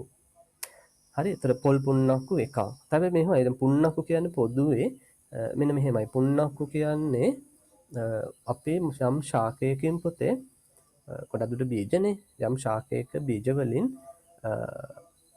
අපි තෙල් අරගත්තට පස්සේ තෙල් ටික නිස්සාරණය කරගත්තට පස්සේ ඒ අයින් කරන කොටස තමයි අපි සලකන්නේ පොදුවේ පුන්නක්කු කියලා. එතකොට අපි ඔක ගලපගත්තොත් පොල් වලට අපි දන්නවා පොල් මැදේ අපි අඹරලා නේද? කෑලි වලට කපලා අඹරලා ඊට පස්සේ එකෙන් තෙල් අර ගන්නවා. ඒතර මේ තෙල් අරන් ඉවර වෙන කොටස තමයි අපි කියන්නේ පුන්නක්කු කියලා. ඒතර ওই විදිහට පොල් වලින් විතරක් නෙමෙයි පුතේ තෙල් ගන්නෙ. අපි තල වලින් තෙල් ගන්නවා. එතකොට ඒ අයින් වෙන කොටසක් තියෙනවා හපේ වගේ කොටස. අර සාරය ගත්තට පස්සේ ඉතුරු වෙන කොටස තියෙනවානේ හපේ කොටස. ඒතර ඒකට අපි කියන තල පුන්නක්කු කියලා. එහෙනම් පොල් පුන්නක්කු විතරක් නෙමෙයි තියෙන්නේ. මතක තියාගන්න තල පුන්නක්කු තියෙනවා. දැන් රටකජු පුන්නක්කු කියනකට වඩා එතන නම වෙනස් වෙනවා. රටකජු අන්නේ කියලා අපි කියන්නේ. මොකද්ද? රටකජු අන්නය. හැබැයි මේ රටකජු අන්නේ කියන්නේ අර පුන්නක්කුම තමයි පුතේ. හරි. අන්නේ කියන වචනේ අදහස ආහාරය කියන එකම තමයි. ආහාරය කියන එක තමයි. රටකජු අන්නේ කියන එක අපිට ගන්න පුළුවන් පීනට් මීල්. මීල් කියන අදහස. මීල් කියන්නේ ඉතින් ආහාරය කියන එකනේ. ඒතර මේ අන්නේ කියන්නේ ආහාරය කියන එක. මන්නේ නෙමෙයි. මන්නේ කියන්නේ කොටන්න ගන්න එකනේ. හරි. කොටන්න කියන්නේ කපන්න වගේ දේවල් වලට ගන්නනේ මන්නේ. මේක අන්නේ ආහාරය කියන අදහස. ඊට පස්සේ තව තියෙනවා අපි ගත්තොත් දැන් සෝයා බෝංචි අන්නය. සෝයා බෝංචි අන්නය. ඒ කියන්නේ සෝයා බෝංචි වලින් අපි ඒ තෙල් අරගත්තට පස්සේ ඒ ඉතුරුන කොටසට අපි කියනවා සෝයා බෝංචි අන්නය කියලා. පැහැදිලිද? එහෙම නැත්නම් සෝයා බෝංචි පුන්නක්කු කියන්න පුළුවන්. වැරද්දක් නැහැ. අර අපි වැඩිපුර පාවිච්චි කරන්නේ අන්නය කියන වචනේ. තේරුණාද? right. එතකොට අපිට මෙතන උදාහරණ ලියන්න තියෙන පොතේ ශාක සම්භවයක් සහිත ප්‍රෝටීන සාන්ද්‍ර ආහාර ඉතාමත් වැදගත්. මෙන්න මේ උදාහරණ ටික ඔයා නිකමට පහුගිය අවුරුදු කීපයක පාස් පේපර්ස් වල බහුවර්ණ ප්‍රශ්න ටික අරගෙන බලන්න. මෙවැනි මේ වගේ මේ කොටස් වලින් බහුවර්ණ ප්‍රශ්න මොනතරම් අහලා තියෙනවා. පහත ඒවායින් ශාකමය සම්භවයක් සහිත ප්‍රෝටීන සාන්ද්‍ර ආහාරයක් වන්නේ පහත ඒවායින් සත්වමය සම්භවයක් සහිත ප්‍රෝටීන ආහාරයක් වන්නේ පහත ඒවායින් ශක්තිජනක ආහාරයක් වන්නේ. බලන්න ඔය වගේ ප්‍රශ්න වලට ඕන තරම් පහුගිය පාස් පේපර්ස් වල හොයාගන්න පුළුවන්. ඒක නිසා මේ උදාහරණ ටික අනිවාර්යෙන් ඔයා මතක තියාගන්න අවශ්‍ය වෙනවා. රයිට්. ලියන්න උදාහරණ. පොල් පුන්නක්කු. පොල් පුන්නක්කු. පොල් පුන්නක්කු. තල පුන්නක්කු. තල පුන්නක්කු. තල පුන්නක්කු. පුන්නක්කුට ඉංග්‍රීසියෙන් කියන්නේ පුනැක් කියලා. කොකනට් පුනැක් කියනවා අපි. තල පුන්නක්කු. ඊළඟට සෝයා බෝංචි අන්නය. සෝයා බෝංචි අන්නය. සෝයා බෝංචි අන්නය. සෝයා බෝංචි අන්නය. ඊළඟට රටකජු අන්නය. රටකජු අන්නය. රටකජු අන්නය. රයිට්. ඊළඟට සත්ව සම්භවයක් සහිත ඒවට ලියන්න. මම ඒ උදාහරණත් කිව්වට මතක ඇති. බලන්න මෙන්න මේවා මම කිව්වා. මාළු අන්නය. මාළු අන්නය. මාළු අන්නය. මස් අන්නය. මස් අන්නය. මාළු අන්නය. මස් අන්නය. කරවල කුඩු. කරවල කුඩු. නැත්නම් කරවල අන්නය කියලා ලියන්නත් පුළුවන් ඒකට. කරවල අන්නය කිව්වත් වැරද්දක් නැහැ. වියලිලේ. වියලිලේ බ්ලඩ් මීල් කියලා ඉංග්‍රීසියෙන් කියනවා. වියලිලේ. වියලිලේ. වියලිලේ. ඊළඟට ලියන්න යොදය ඉවත් කළ කිරි. යොදය ඉවත් කළ කිරි. ඒතර යොදය ඉවත් කළා කියන්නේ මේ දේ කොටස අයින් කරලා තියෙන. ඒතර වැඩිපුර තියෙනවා කියන්නේ ප්‍රෝටීන. පැහැදිලිද? යොදය ඉවත් කළ කිරි. යොදේ ඉවත් කළ කිරි. මේ පාඩමේ අවසානට අපි කිරිවල සංයුතිය ගැන කතා කරනවා. දැන් BST කරන දරුවෝ ඉන්නවා නම් මෙතන යාලා කිරිවල සංයුතිය මේ වෙනකොට කතා කරලා තියෙන 12 වසරේ පාඩමක් තියෙනවා අපිට මේ සත්ත්ව නිෂ්පාදනය සම්බන්ධව කතා කරන්න. හැබැයි පාඩම් දෙකේ ගොඩක් අන්තර්ගතය වෙනස්. මීට වඩා කුඩයි මේ පාඩම අන්තර්ගතයත් බොහෝ දුරට වෙනස්. සමාන කොටස් තියෙන තැනුත් තියෙනවා. එතන මේ වගේ දේවල් අපි මේ පාඩම තුල කොහෙත්ම කතා කරන්නේ නැහැ. පැහැදිලිද? රයිට්. ඒත් එක්ක දැන් අපි මේ වගේම වැඩසටහනක් BST වලත් අරගෙන යනවා. රිවිෂන් ක්ලාස් එකක් තියෙනවා. එතකොට අපි මම හිතන්නේ අපිට මොකක් හරි හේතුවක් මත ඊයේ රිවිෂන් ක්ලාස් එක මම හිතන්නේ මිස් වුණා. රයිට්. කාර් එක සර්විස් කරන්න ගියා. හිතුවට වඩා වෙලා ගියා. හවස ගෙදර එනකොට පරක් වුණා. ඒ නිසා ඊයේ රිවිෂන් ක්ලාස් එක මම හිතන්නේ අපිට මගහැරුණා. ඊයේ නේද? බ්‍රහස්පතින්දා සිකුරාදානේ. ඔව් ඊයේ. එතකොට අපි නැවත සිකුරාදා සඳ තියෙනවා රිවිෂන් ක්ලාස් එක. එතකොට සඳ මම ඒකටත් එක්ක හරියන්න. ටික වැඩිපුර වෙලාවක් කරන්න රිවිෂන් ක්ලාස් එක. එතකොට අපි දැන්ට මේ රිවිෂන් ක්ලාස් එකේ අපි කළේ වෘත්ති ආරක්ෂණයේ පාඩම BST රිවිෂන් එකේ. එතකොට ඒක ඉවරයි මම හිතන්නේ. තව චුට්ටයි ඒක ඉතුරු වෙලා තියෙන. ඒක ඉවර කරනවා අපි. ඊට පස්සේ මම ඔයාලට කිව්වා අපි ප්ලෑන් කරලා තියෙනවා. ඒකේ වැවිලි භෝග හා සුළු අපනයන භෝග කියන පාඩම සාකච්ඡා කරන්න. ඊට පස්සේ 12 වසරේ ගොඩක් අයගේ ඉල්ලීමක් ඇවිල්ලා තිබුණා 12 වසරේ බිම්මැනීම පාඩම නැවත කරමු කියලා. එතකොට මම ඒකත් මේ දවස්වල ප්ලෑන් කරගෙන යනවා බිම්මැනීම පාඩම කරලා දෙන්න ළමයිට. හෝ එහෙම නැත්නම් එයාලට සම්බන්ධ වෙන්න කියනවා 2023 අයගේ පන්තියට. ඒතර 2023 පන්තිය අපි බිම්මැනීම පාඩම තව ටික දවසක් යනවා. හැබැයි තාම අපි යාළගේ පස පාඩම පටන් ගත්ත විතරයි දෙවෙනි පාඩම. එතකොට තව ටික දවසක් ගියාට පස්සේ අපිට යාළගේ බිම්මැනීම පටන් ගන්න පුළුවන්. එතකොට අවශ්‍ය කෙනෙක් ඉන්නවනම් මේ පාඩම බිම්මැනීම පාඩම එමුණ 2023 කණ්ඩායමත් එක්ක සම්බන්ධ වෙලා කරගන්නත් පුළුවන්. මම අර කලිනුත් කිව්වේ ඒකත් මතක තියාගන්න. ඔයාලට මෙතන BST කරන දරුවෝ ඉන්නවා මම දන්න විදිහට. BST වල මොන හරි පාඩම් තියෙනවා නම් ඒවා පොඩ්ඩක් දැනුවත් කරන්න. ඒ තියෙන පන්තියකට සම්බන්ධ කරලා මම ඒවත් ආවරණය කරලා දෙන්න. මේ වෙලාවේ මොන හරි ඔයාලා වෙනුවෙන් ඒ කරන්න පුළුවන් උපරිම දේ සබ්ජෙක්ට් දෙක වෙනුවෙන් මට එතනින් එහාට වෙන උදව්වක් කරන්න බෑ. මට ET වලට සහ SFT වලට උදව් කරන්න ඉති හැකියාවක් නෑ. මම කරන විෂයන් දෙකට මට උපරිම සහායක් ඔයාලට ලබා දෙන්න හැකියාව තියෙනවා. රයිට්. ඊළඟට පුතේ ශක්ති ජනක ආහාර අපි යමු දෙවෙනි එකට ශක්ති ජනක ආහාර. ඒතර ඒකෙත් අර විදිහටම අපි අර විදිහටම කියන්නේ නෑ. ඒ විදිහටම නෙමෙයි ශාක සහ සත්ව සම්භවයක් කියලා අපිට බෙදන්න බෑ. මොකද මෙතන ශක්ති ජනක ආහාර සියල්ලම ශාක සම්භවයක් තියෙන, සත්ව සම්භවයක් තියෙන ශක්ති ජනක ආහාර නෑ. මතක තියාගන්න. ඒකත් ඔළුවේ තියාගන්න. හරි. ශාක සම්භවයක් තියෙන ශක්ති ජනක ආහාර තමා තියෙන්නේ. සත්ව සම්භවයක් තියෙන රයිට් සත්ව සම්භවයක් තියෙන තෙල් ගන්න පුළුවන්. හැබැයි මෝර තෙල් වගේ දේවල්, සත්වක්මා තෙල්, හරි ඒ වගේ දේවල් ගන්න පුළුවන්. ඒතර සත්ව සම්භවයක් තියෙන ඒවත් තියෙනවා කියලා අපිට හිතන්න පුළුවන්. හරි ශාක සම්භවයක් සහ සත්ව සම්භවයක් තියෙනවා. නමුත් මෙතන වර්ගීකරණය වෙන්නේ ටිකක් වෙනස් විදිහකට. ශක්ති ජනක ආහාර අපි කාණ්ඩ දෙකකට බෙදා ගන්නවා පුතේ. ඒ තමයි කාබෝහයිඩ්‍රේට් පරිපූරක සහ හරි කාබෝහයිඩ්‍රේට් පරිපූරක සහ මේද පරිපූරක විදියට. මේද පරිපූරක ආකාර දෙකකට බෙදන්න පුළුවන්. ශාක මේදය සහ එතන තමයි අපිට දෙක ගන්න වෙන්නේ ශාක මේදය සහ සත්ව මේදය විදියට. හරි සත්ව මේදය විදියට. මේ කාබෝහයිඩ්‍රේට් වල ඔක්කොම ශාක සම්භවය විතරයි සත්ව සම්භවයක් තියෙනව නැහැ. පැහැදිලිද? ගොඩක් දුරට කාබෝහයිඩ්‍රේට් පරිපූරක වෙන්න පුතේ ධාන්‍ය වර්ග. හරි ධාන්‍ය වර්ග දැන් අපි සහල් නියුඩු ගත්තොත් ඒක ශක්ති ජනක ආහාරයක්. බඩේරිඟු සෝගම් මේ වගේ දේවල් ගත්තොත් හරි ඔය ඉදල්ලේරිඟු අනමනම තියෙනන්නේ ඒ සියල්ල මොනවද? කාබෝහයිඩ්‍රේට් පරිපූරක කියලා අපි කියන්නේ. හරි එතකොට මේද පරිපූරක තර ශාක මේදේ විදිහට අපිට ගොඩක් දුරට ගන්න පුළුවන්. ඔය සූර්යකාන්ත තෙල් වගේ දේවල්, පොල් තෙල් වගේ දේවල් ගන්න පුළුවන්. ඊට පස්සේ සත්ව මේදේ විදිහට මම කිව්වා අපි ගන්න සත්ව අක්මා තෙල් ගොඩක් දුරට මෝර තෙල් අපි පාවිච්චි කිරීම කරනවා. තේරුණාද? රයිට්. අපි එහෙනම් සම්පූර්ණ කරගමු. ඒතර යටතේ කාණ්ඩ දෙකක කියලා දීලා තියෙනවානේ. හරි ටික දීලා තියෙනවා ටියුට් එකේ. කාබෝහයිඩ්‍රේට් පරිපූරක උදාහරණ කියලා දීලා තියෙනවා පුතේ ධාන්‍ය වර්ග. රයිට්. එතන අය ඒ යටතේ උදාහරණ ටික දීලා නැහැ. ලියන්න මේ විදිහට V ඒ උදාහරණ කියන රූල් දෙකේ ලියන්න ඔයා V බඩඉරිඟු V බඩඉරිඟු සෝගම් වී බඩඉරිඟු සෝගම් මෙනේරි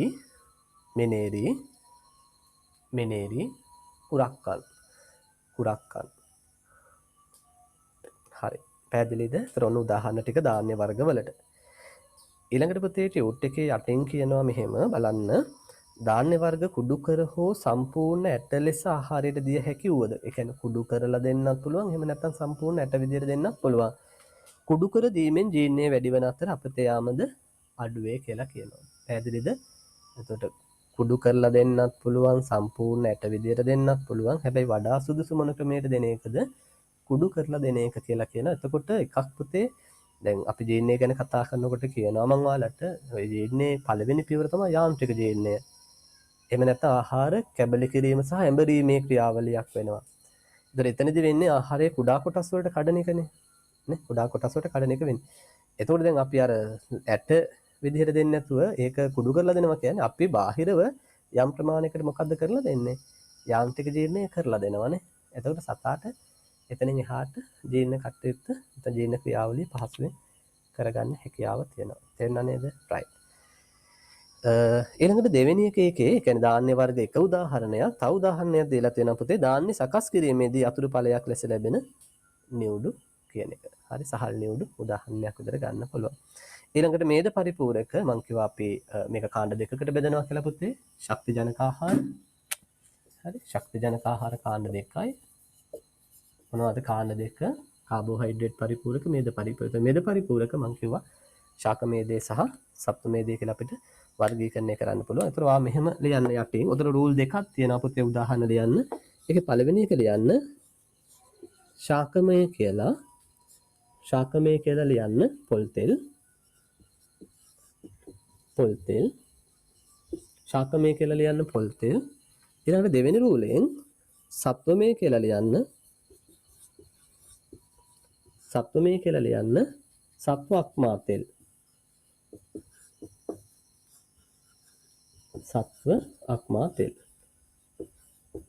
සත්ව අක්මා තෙල්. liver fat කියලා අපි අහලා තියෙනව නේද? liver oil කියලාත් කියනවා නැත්නම් liver fat කියලාත් අපි කියනවා. හරි. එච්චරයි තියෙන්නේ. ඒතර ඔයාලට අවශ්‍ය නම් යටින් තරු ලකුණක් දාලා ලියන්න පුළුවන්. ඔතන අපි khනිජ පරිපූරක සහ විටමින පරිපූරක ගැන විස්තර කරලා නැහැනේ. ඒකට හේතුව පුතේ ඒවා අපි ගොඩක් දුරට වෙළඳ පොලේ මේ ඔය ඒ මිශ්‍රණ විදියට ඒවා හදලා තියෙනවා. හරි. ඒතර අපිට ගොඩක් දුරට එහෙම එකක් අරගෙන ආහාරයට දෙන්න හැකියාව තියෙනවා. රයිට්. ඒක නිසා ඔයාලට අවශ්‍ය නම් යටින් ඉඩ තියෙනවා තව තරු ලකුණක් දාලා ලියා ගන්න. යට හිස් තිබේ. khනිජ පරිපූරක සහ විටමින පරිපූරක නැත්නම් එතන අඩුවක් වගේ තියෙනවනේ ඒකෙන් දා ලියා ගන්න. khනිජ පරිපූරක සහ විටමින පරිපූරක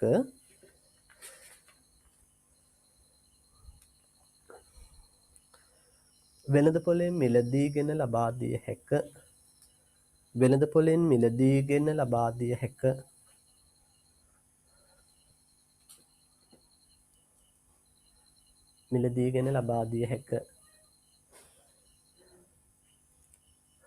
මීට අමතරව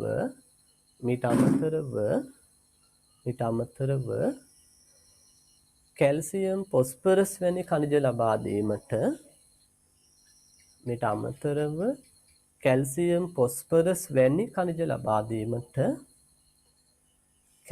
ෆොස්ෆරස් වැනි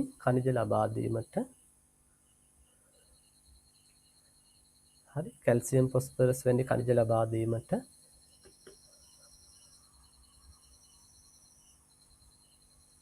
ඇටකටු කුඩු ඒ කියන්නේ අස්ථි කොටස් අරගෙන අඹරලා දෙන්න පුළුවන්. ඔයාලා දන්නවා අපේ අස්ථි වල තියෙන වැඩිපුර කැල්සියම් සහ ෆොස්ෆරස්. හරි. වැඩිපුරම තියෙන කැල්සියම් ඊට පස්සේ ෆොස්ෆරස්. අස්ථි කුඩු නැත්නම් ඇටකටු කුඩු කමාවක් සිප්පි කටු කුඩු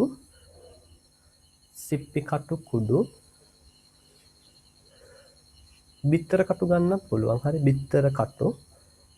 බිත්තරේ තියෙන කැල්සියම් ෆොස්ෆේට් වැඩිපුරම කට්ටේ. බිත්තර කටු කුඩු හුණුගල් කුඩු ආදිය යොදාගත හැක. හුණුගල් කුඩු කැල්සියම් කාබනේට් තියෙන තැන කැල්සියම් තමයි ලැබෙන්නේ. හුණුගල් කුඩු ආදිය යොදාගත හැක. කුණු ගල් කුඩු ආදී යොදාගත හැකිය. හරි. ඒවා කුඩු කරලා දෙන්න පුළුවන්. වැරද්දක් නැහැ. හරි. දැන් විශේෂයෙන් අපි කුකුල් පාලනය ගැන කතා කරද්දී ඔක කියනවා බිත්තර දමන කිකිලියන්ට අනිවාර්යෙන් කැල්සියම් දෙන්න ඕන. කැල්සියම් වුණොත් බිත්තර කටුව ගොඩක් තුනී වෙන්න බලනවා. වෙනත් තව ගැටලුත් ඇති වෙන්න පුළුවන් කියලා අපි කියනවා. අපි ඉස්සරහට කතා කරමු. රයිට්. ඉතින් ওই ටික තමයි පුතේ කතා කරන්න තියෙන්නේ අපිට මේ සත්වාහාර වර්ගීකරණය සම්බන්ධව. ඊළඟට ඔයාලගේ ටියුට් එකේ මම වගු දෙකක් දාලා තියෙනවා. සාන්ද්‍රාහාරවල පෝෂක සංයුක්තිය දීලා තියෙනවා මෙතන. දැන් මෙහෙමයි විශේෂයෙන් ඔයාලගේ වැඩිපුර අහන්නේ මේ ප්‍රෝටීන ප්‍රතිශතය වගේ තමයි අහන්නේ, ඉලක්කම අහන්නේ නැහැ. වැඩිපුරම ප්‍රෝටීන් තියෙන ප්‍රභවය වගේ චුට්ටක් එහෙම කලාතුරකින් අහන අවස්ථා තියෙන නිසායි මම මේ වගුව දාලා තියෙන්නේ. එතකොට දැන් පැහැදිලිවම ඔයා දන්නවා ප්‍රෝටීන සාන්ද්‍රාහාරවල තමයි ප්‍රෝටීන් වැඩි. අය ඒ ගැන කතා කරන්න දෙයක් නැහැනේ. නේද? ප්‍රෝටීන සාන්ද්‍රාහාරවල ප්‍රෝටීන වැඩි. ඒතර ප්‍රෝටීන සාන්ද්‍රාහාරවලත් ප්‍රෝටීන වැඩිම මොන වගේද කියලා අපි බැලුවොත් ඔයාලට හොයාගන්න පුළුවන් මෙතන දීලා තියෙන වගේ. එතකොට මෙන්න මේ වියලි යීස්ට් වල හරි. උතර ඔය බ්‍රීවර් කියලා කියන්නේ අර අපි පැසීමට ගන්න වියලි යීස්ට් ඕකට සාමාන්‍යයෙන් මේ අපි ඔය කඩවල් වල කියනම වෙන වචනයක්. මට දැන් ඒක මතක නැහැ. කාට හරි මේ වචනේ මතක දැන් ඔයාලා සමහරට යීස්ට් කියලා ඉල්ලුවට කඩේ මුදලාලි සමහරට දන්නේ නැහැ ඕක. කාට හරි මතක තියෙනවද මේ වචනේ? මතක තියෙන කෙනෙක් ඉන්නවනම් එවන්න. වෙළඳ කඩෙන් සාමාන්‍යයෙන් යීස්ට් කියප සමහර අය දන්නවා. හැබැයි ඒකට අර යීස්ට් නෙමේ වෙන වචනයක් තියෙනවා. අන්න ඒක තමයි බ්‍රීවර් යීස්ට්. ඒතර ඒවා වේලලා ගන්න පුළුවන්. ඒතර ඒ වගේ ප්‍රෝටීන වැඩි කියලා කියනවා. 145කට ආසන්න ප්‍රමාණයක් තියෙනවා. ඊට පස්සේ සෝයා පුන්නක් වල තමයි තියෙන්නේ ශාක ප්‍රෝටීන. ඒතර ශාක ප්‍රෝටීන අතරින් ඒ විදිහට. ඒතර සත්තු ප්‍රෝටීන ගත්තාම බලන්න වැඩිපුරම ප්‍රෝටීන ප්‍රමාණයක් තියෙන පුතේ රුධිර අන්නේ නැත්නම් අර වියලි ලේ කියන එකේ 80ක් විතර ප්‍රෝටීන තියෙනවා කියලා කියනවා. මතක තියාගන්න. හරි. ඊට පස්සේ 155ක් විතර මස් වන්නේ ඒ විදිහට 140ක් විතර මාළු වන්නේ ඒ විදිහට තියෙනවා. ඉතින් චුට්ටක් අනිත් ඒවා ගැන වැඩි ඔලුවට ගන්න එපා. ප්‍රෝටීන තමයි ගොඩක් දුරට අහන්නේ. ඒ ප්‍රෝටීන පිළිබඳව චුටි අයිඩියා එකක් තියාගන්න. එතකොට අර වගේ ප්‍රෝටීන වැඩි මොන වගේද කියලා චුට්ට මතක තියාගන්න කෝකටත් දාන්නේ හායේ වගේ අතුරු පළවල. අපි බැලුවොත් මේ ලිස්ට් එකේ හැටියට නම් තිරිඟු පිටි වල වැඩි කියලා අපි කියනවා. පැහැදිලිද? රයිට්. ඊළඟට එහා පැත්තේ දීලා තියෙන පුතේ රළු ආහාර වර්ගවල පෝෂක සංයුතිය කොයි ආකාරයේද කියන එක. එතකොට එතනත් ගොඩක් දුරට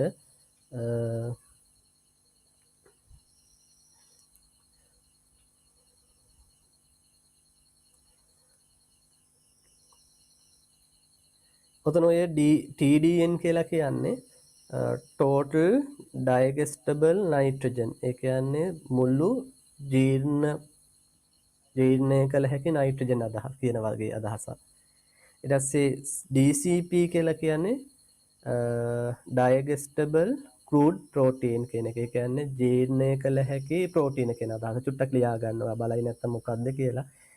හරි. TDN කියන්නේ දල වශයෙන් ලියා ගන්නකො මුළු නයිට්‍රජන් ප්‍රමාණය. ජීර්ණය කළ හැකි මුළු නයිට්‍රජන් ප්‍රමාණය. DCP කියලා කියන්නේ මුළු ප්‍රෝටීන ප්‍රමාණය. ඩයිජෙස්ටබල් ජීර්ණය කළ හැකි මුළු ප්‍රෝටීන ප්‍රමාණය. ඒතර ඒකෙත් ඔයාලට බලාගෙන යන්න පුළුවන් එක එක දල ආහාරවල කොයි ආකාරයකද කියලා. ඉතින් දැන් මෙතනත් ආයේ කතන්දරේ තමයි රනිලවල තමයි වැඩිපුරම ප්‍රෝටීන තියෙන එක වදන්නවනේ. හරි. ඒතර රනිල වර්ගවල චුට්ටක් බලන්න වැඩිපුරම ආයේ ප්‍රෝටීන තියෙන්නේ මොන වගේද කියන එක චුට්ටක් ඔයාලට බැලුවොත් හොයාගන්න පුළුවන්. සාමාන්‍යයෙන් ඔන්න 159ක් විතර තියෙනවා කියන ඉපිල් වල පත්‍ර හා නටු වල 159ක් විතර වගේ තියෙනවා. ඊට පස්සේ ඔයාලට බැලුවොත් 158ක් විතර තියෙනවා ඩෙස්මෝඩියම්. හරි. මම හිතලා ලිස්ට් එකේ නම් තිබුණේ නැද්ද කොහෙද ඩෙස්මෝඩියම් ඔවිලිපෝලියම් කියලා අපි කියන්නේ. චුට්ටක් බලා ගන්න මෙතන තියෙනවා එක ඩෙස්මෝඩියම් කියන එක. හරි. යට දීලා තියෙනවා පොතේ. දැන් දැක්කේ TDN total digestible nutrients. එතන sorry nitrogen නෙමේ nutrients කියන එකනේ. එන ආහාරයේ ජීර්ණය කළ හැකි සම්පූර්ණ පෝෂක ප්‍රමාණය කියන එක චුට්ටක් හදාගන්න. ඊට පස්සේ digestible crude protein කියන එක ජීර්ණය කළ හැකි රළු ප්‍රෝටීන කියලා තමයි හරියටම කියන්නේ. ඒක යටින් දීලා තියෙනවනේ. හරි. එතකොට මේ ඉලක්කම් කටපාඩම් කරන්න කියලා නෙමෙයි මම කියන්නේ. ඒක ඔයාලට කරන්න පුළුවන් දෙයක් නෙමෙයි. හරි. ඔයාලා නිකන් දාලා අදහසක් තියාගන්න. මෙන්න මේකේ තමයි වැඩිම. හරි. ශාකමය ආහාරවල රළු ආහාරවල වැඩිම ප්‍රෝටීන් ප්‍රමාණයක් තියෙනවා. ඒ විදිහට ඉලක්කම මතක තියාගත්තේ නැතත් චුට්ටක් ඒ අයිඩියා එකක් තියාගන්න මේ වගේ වැඩි කියන අදහස මේ වගේ සාපේක්ෂව අඩුයි කියන එක. කලාතුරකින් තමයි අහන්නේ ඒ තියෙන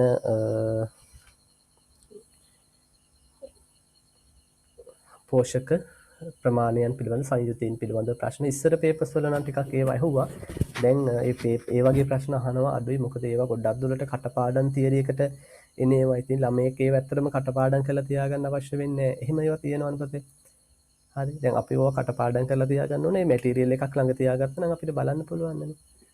ඒකම තියෙනවා. හරි. ඉතින් අපි කවුරුත් අපි නෙමෙයි දැන් ඔය ශේෂ්ත්‍රයේ ඉන්න ඔය ආහාර නිෂ්පාදන ශේෂ්ත්‍රයේ ඉන්න කවුරු වුණත් ඕවා කටපාඩම් කරන් තියන්නේ. හරි. ඒවා මැටීරියල්ස් තියෙනවා. ඒවා බලලා යාලට තොරතුරු ගන්න පුළුවන්. හරි. ඒ නිසා දැන් ගොඩක් දුරට එහෙම මේ ඒක ගොඩාක් ඒ කටපාඩම් පැත්තට යොමු වෙන ප්‍රශ්න ඔයාලගෙන් අහනවා. පහුගිය අවුරුදු 5ක 6ක නම් එහෙම ප්‍රශ්නයක් ඇහුවෙම නෑ ඇත්තටම. එච්චර ඒ කටපාඩම් පැත්තට බර වෙන විදිහේ. ඒක නිසා දැන් ඒ වගේ ප්‍රශ්න අහන එක ගොඩක් දුරට සීමා වෙලා තියෙනවා. මං හිතනවා ඒක අහන්නේ නැති වෙයි. නමුත් අපි කොහොකට සූදානම් වෙලා ඉන්නේ අපේ ඇඟට ගුණයි කියන එක අවසානයේ ආයේ කියනවා. දලා අදහසක් තියාගන්න අර කියපු විදිහට. හරි. ඉතින් ওই විදිහට තමයි පළවෙනි ටියුට් එක පුතේ මම කියලා තියෙන්නේ ওই ටික කතා කරන්න. එතකොට දෙවෙනි ටියුට් එක අද විතර මම කිව්වා අපි සාකච්ඡා කිරීමක් කරන්න වෙන්නේ නැහැ. සමහර අයට තාම ටියුට් එක දෙන්න බැරි වුණ නිසා විශේෂයෙන් ඇත්තටම හේතුව. එතකොට අපි ඊළඟ බ්‍රහස්පතින්දා අපේ දෙවෙනි ටියුට් එක කතා කරන්න පටන් ගන්නවා. එතකොට බ්‍රහස්පතින්දා දෙවෙනි ටියුට් එකේ අපි තුන සංරක්ෂණයේ කොටස සම්පූර්ණයෙන් ඉවර කරනවා.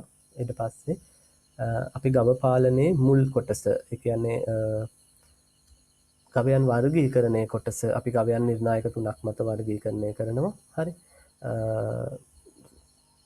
නිර්ණායක දෙකක් මත වර්ගීකරණය කරනවා. ඒ නිර්ණායක දෙක බලලා ඊට පස්සේ යටතේ විශේෂයෙන් ඉන්දිය ගවය සහ යුරෝපීය ගවය අතර වෙනස්කම් ටික කතා කරන්න තියෙනවා. ඊට පස්සේ තමයි ගව පාලනයේ වැදගත් අවධි ටික. එදා මම කිව්වේ අවධි දෙකක් එකයි තියෙන්නේ කියලානේ. නෑ ඒ ටියුට් එකේ මම අවධි දෙකක් දාලා තියෙනවා. පැටව් පාලනය සහ නෑම්බියන් පාලනය කියන දෙකම දාලා තියෙනවා. එතකොට ඊළඟ තුන්වෙනි ටියුට් එකේ තියෙන්නේ අපිට ගැබ් දෙනුන් පාලනයයි කිරි දෙනුන් පාලනයයි. ඊට පස්සේ ඔය කිරිවල ගුණාත්මක භාවය සම්බන්ධ නෝට් එකක් තියෙනවා. මම ඒක නම් ඔයාලට කියව ගන්න දෙන්නේ. මම ගොඩාක් දුරට ඒක පැහැදිලි කිරීමකට යන්නේ නැහැ. ඔයාලට කියව ගන්න අවස්ථාව දෙනවා. ඊට පස්සේ කුකුල් පාලනයේ මුල් කොටස් ටික දානවා. ඒකෙත් අර කුකුල් පාලන කුකුළුන්ගේත් වර්ගීකරණයක් තියෙනවා. ඒ වර්ගීකරණයේ කොටස ඒ ටික දානවා. ඒතර අවසාන ටියුට් එකට කුකුල් පාලනයේ කොටසක් සහ සත්ව රෝග කළමනාකරණය කියන කොටස දානවා. එතකොට මම කිව්වා ටියුට් 4කින් මේක ඉවර වෙනවා කියලා. පැහැදිලිද? රයිට්. එහෙනම් අදට අපි ඔතනින් නතර කරමු. හරි. එතකොට ලබන බ්‍රහස්පතින්දා අද එතකොට අපි කරපු කාලය පැයකමාරකට විතර වගේ සීමා වෙනවා. ඒ නිසා චුට්ටක් ලෑස්ති පිට ඉන්න. ලබන බ්‍රහස්පතින්දා සහ ලබන සිකුරාදා අපිට වැඩිපුරත් එක්ක කරන්න අවශ්‍ය වෙනවා. එහෙම නැත්නම් මේ අර අපේ ටාගට් එකට අපිට යන්න අමාරුයි. ඒ කියන්නේ අපිට ඉක්මනින් ඉවර කරගන්නනේ අවශ්‍ය වෙන්නේ නේ. ඒතර ඉක්මනින් ඉවර කර ගැනීම කරන්න නම් අපිට වැඩිපුර කාලය අරගෙන කරන්න අවශ්‍ය වෙනවා. ඒක නිසා මේ දවස් දෙකේ අතරමඟදී මම විනාඩි 10ක විතර බ්‍රේක් එකක් දෙන්නම් 10ක 15ක දීලා පැය 3මාරක් විතර වගේ අපි අදින්න උත්සාහ කරමු. ඒතර දවස් දෙකට 3මාර පැය 7ක් අපිට බ්‍රහස්පතින්දා නම් 3මාරක් බැරි වෙයි. බ්‍රහස්පතින්දා හරියටම 3ක් කරමු. සෙනසුරාදා අපි අනිවාර්යයෙන්ම වැඩිපුර කරමු. ඒතර අපිට ලොකු කොටසක් ඉවර කරගන්න පුළුවන් දෙවෙනි ටියුට් එකේ. ඒතර මගේ ටාගට් එක කොහොම හරි ලබන බ්‍රහස්පතින්දා නෙමේ ඊළඟ බ්‍රහස්පතින්දා වෙනකොට සම්පූර්ණයෙන්ම දෙවෙනි ටියුට් එකත් ඉවර කිරීම කරන්න. එතකොට අපිට තුන්වෙනි ටියුට් එකට යන්න පුළුවන්. හතරවෙනි ටියුට් එකේ අපිට කතා කරන්න තියෙන සුළු කොටසක් විතරයි. මොකද මම කිව්වා සත්ව රෝග කළමනාකරණය මම නෝට් එක දෙනවා. සාරාංශයක් විතරක් ඔයාලට හදලා දෙනවා කියලා. ඒ සාරාංශය හදන්න ලොකු වෙලාවක් යන්නේ නැහැ. හරි. ඒ සාරාංශයත් ඔයාලටම හදන්න දෙනවා නෝට් එක දීලා ඔයාලා ලව්වම සාරාංශයත් හදවන එක කරනවා. රයිට්. එහෙනම් අදට අපි නතර කරමු. එතකොට හෙට සුපුරුදු විදිහට සියලු ක්ලාස් තියෙනවා. මෙතන සම්බන්ධ වෙලා ඉන්නවා නම් උදේ 2023 BST ක්ලාස් එක තියෙනවා. ඊට පස්සේ 22 BST ක්ලාස් එක තියෙනවා. ඊට 21 BST ක්ලාස් එක තියෙනවා. ඊට පස්සේ හවස 22 ඇග්‍රි ක්ලාස් එක තියෙනවා. අතර ක්ලාසස් 4ක් තියෙනවා. සුපුරුදු ටයිම් වලට උදේ ක්ලාස් එක 8ට පටන් ගන්නවා. මතක තියාගන්න. right. එහෙනම් අද අපි නතර කරමු. right. හැමෝටම එහෙනම් සුබ රාත්‍රියක්. ආයුබෝවන්.